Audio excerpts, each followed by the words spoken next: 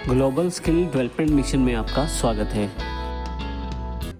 हमारी ये video tutorial की जो सीरीज है ये सी लैंग्वेज से संबंधित है, परंतु सबसे पहले हम लैंग्वेज की जानकारी लेंगे, जिसमें चैप्टर 1 में इंट्रोडक्शन टू लैंग्वेज की जानकारी लेंगे हम। इसमें सबसे पहले हमारे पास कुछ क्वेश्चंस हैं, कुछ बेसिक क्वेश्चंस हैं जिनकी जानकारी हम इस अध्याय में लेंगे, जैसे कि व्हाट इज प्रोग्राम, प्रोग्राम क्या होता है, व्हाट इज लैंग्वेज, लैंग्वेज क्या होती है, how does programming language work, किस प्रकार प्रोग्रामिंग लैंग्वेज कार्य करती है, व्हाट इज ए कंपाइलर, एक कंपाइलर क्या होता है, source program to EXE file, source program क्या होता है, EXE फाइल क्या होता है और इसमें सोर्स प्रोग्राम को कैसे EXE फाइल में बदला जाता है।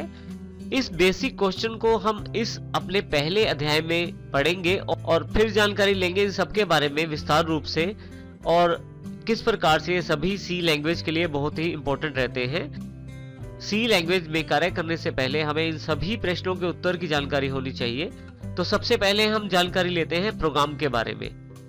हम अपने कंप्यूटर में विंडोज 7 में दिए गए सिंपल सॉफ्टवेयर पेंट की बात करते हैं। यहाँ हमारे पास माइक्रोसॉफ्ट पेंट दिया गया है। इस पिक्चर में यदि आप देखें तो मैंने एक कमांड का एग्जांपल लिया है जो कि कॉपी कमांड है। कॉपी कमांड का कार्य रहता है एक ऑब्जेक्ट को कॉपी करके उसका डुप्लीकेट तैयार करना।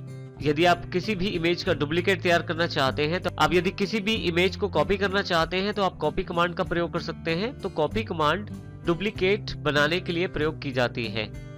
माइक्रोसॉफ्ट पेंट में ये सबसे बेसिक कमांड्स में से एक है। इसी तरह से मैंने एक दूसरी कमांड का उदाहरण लिया है जो कि कट कमांड है। कट कमांड का प्रयोग किसी इमेज में से कुछ कंटेंट को मूव करने के लिए किया जाता है। देखिए, जैसे ये जो इमेज पूरी थी इसको मैंने काट के इस तरफ मूव कर दिया है। तो इस तरह से कट कमांड का प्रयोग एक इमेज के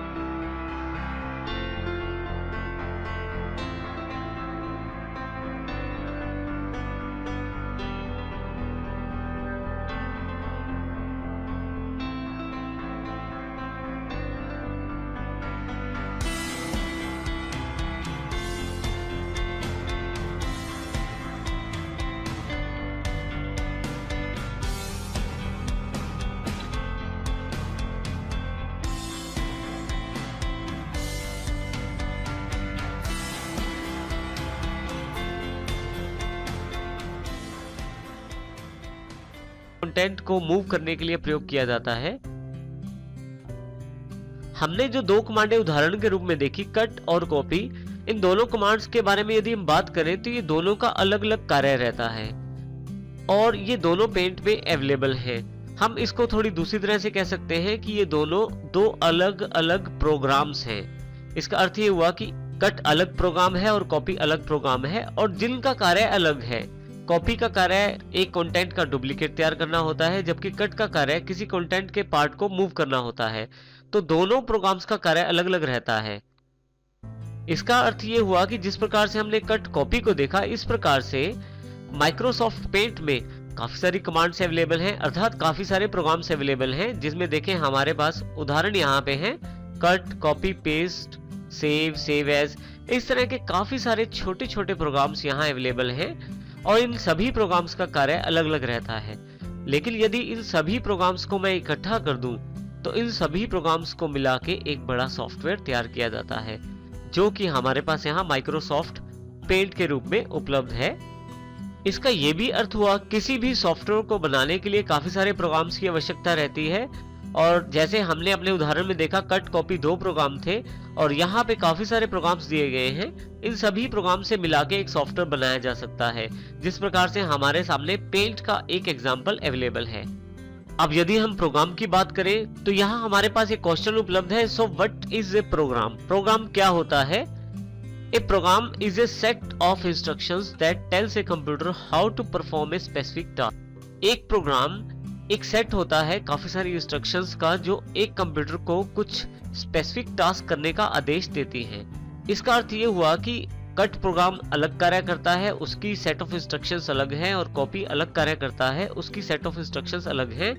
और इस प्रकार से हम काफी सारे प्रोग्राम बना सकते हैं, और ये सभी प्रोग्रामों का मुख्य कार्य कंप्यूटर से किसी न किसी कार्य को लेना होता है, और सबका कार्य भी अलग अलग रहता है, जिसमें कंप्यूटर को अलग अलग तरह की टास्क करनी पड़ती हैं, अलग अलग तरह के कार्य करने पड़ते हैं, और ये कार्य प्रोग्राम के अनुसार, प्रोग्राम की सेट ऑफ इंस्ट्रक्शंस के अनुसार होते हैं। अब नेक्स्ट क्वेश्चन हमारे पास ये है कि प्रोग्राम किस प्रकार बनाए जा सकते हैं। हमने यहाँ कट का एग्जांपल लिया, कॉपी का एग्जांपल लिया, उसके अलावा भी हमारे पास सेव एज काफी सारी कमांड्स या प्रोग्राम अवेलेबल थे। तो ये प्रोग्राम किस प्रकार बनाए जा सकते हैं? प्रोग्राम्स बनाने के लिए हमें प्रोग्रामिंग लैंग्वेजेस की जानकारी होना आवश्यक है। प्रोग्रामिंग लैंग्वेजेस एक ऐसा माध्यम है जिससे हम अपने प्रोग्राम बना सकते हैं। तो नेक्स्ट क्वेश्चन हमारे पास जो उपलब्ध है वो है, what is A programming language? Programming language क्या है? वो लैंग्वेज जिसका प्रयोग हम अपने प्रोग्राम्स बनाने और डेवलप करने में करते हैं, उसे हम प्रोग्रामिंग लैंग्वेज कहते हैं। अर्थात जिस लैंग्वेज के द्वारा प्रोग्राम बनाए जाते हैं उस लैंग्वेज को प्रोग्रामिंग लैंग्वेज कहते हैं। उदाहरण के तौर पे मुख्य हमारे पास प्रोग्रामिंग लैंग्वेजेस उपलब्ध है C++, जावा, VB6, .NET, और इसके अतिरिक्त भी बहुत सारी लैंग्वेजेस उपलब्ध हैं। यहाँ यदि हम इसकी परिभाषा की बात करें तो प्रोग्रामिंग लैंग्वेज एक आर्टिफिशियल लैंग्वेज है जिसका प्रयोग कंप्यूटर्स को इंस्ट्रक्शन प्रदान करने के लिए किया जाता है, और जो पर्सन या जो व्यक्ति प्रोग्राम्स बनाता है उसे हम प्रोग्रामर कहते हैं। ये प्रोग्राम वह प्रोग्रामर प्रोग्रामिंग लैंग्वेजेस का प्रयोग करते हुए बनाता है। तो इस प्रकार हमारे पास प्रोग्रामिंग लैंग्वेज वो माध्यम है जिससे हम अपने प्रोग्राम बना सकते हैं। नेक्स्ट जो हमारे पास क्वेश्चन है, how does programming language work? किस प्रकार एक प्रोग्रामिंग लैंग्वेज कार्य करती है? इस प्रश्न का जो उत्तर है हम 2 पॉइंट से देना चाहेंगे। सबसे पहला पॉइंट है कंप्यूटर के द्वारा समझा जाने वाला कोड, अर्थात वो कोड जिसमें कंप्यूटर कार्य करता है। ये जानना बहुत ही आवश्यक है कि हमारा कंप्यूटर मशीन कोड्स या बाइनरी कोड्स के आधार पर कार्य करता है। बाइनरी कोड्स का अर्थ है 0 और 1 से बने हुए कोड्स। यहाँ पे ये भी जानना जरूरी है कि बाइनरी कोड्स को याद रखना या उसमें कार्य करना आसान नहीं रहता किसी भी व्यक्ति के लिए। अर्थात किसी भी व्यक्ति के लिए बाइनरी कोड्स में कार्य करना बहुत ही मुश्किल रहता है, परंतु यही कार्य किसी भी लैंग्वेज के द्वारा प्रदान किए गए उसके कंपाइलर से आसानी से किया जा सकता है।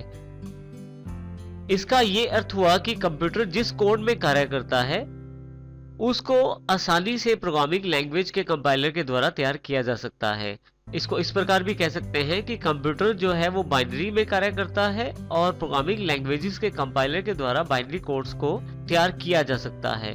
इसको हम इस प्रकार से भी कह सकते हैं कि कंप्यूटर जिस कोड्स में कार्य करता है उन कोड्स को प्रोग्रामिंग लैंग्वेज के कंपाइलर्स के द्वारा आसानी से तैयार किया जा सकता है और इसके द्वारा कंप्यूटर को इंस्ट्रक्शंस दी जा सकती हैं।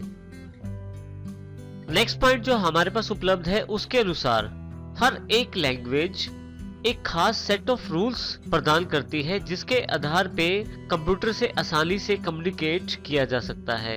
उन सेट ऑफ रूल्स के द्वारा आसानी से कंप्यूटर को बात समझाई जा सकती है और उससे आउटपुट प्राप्त की जा सकती है।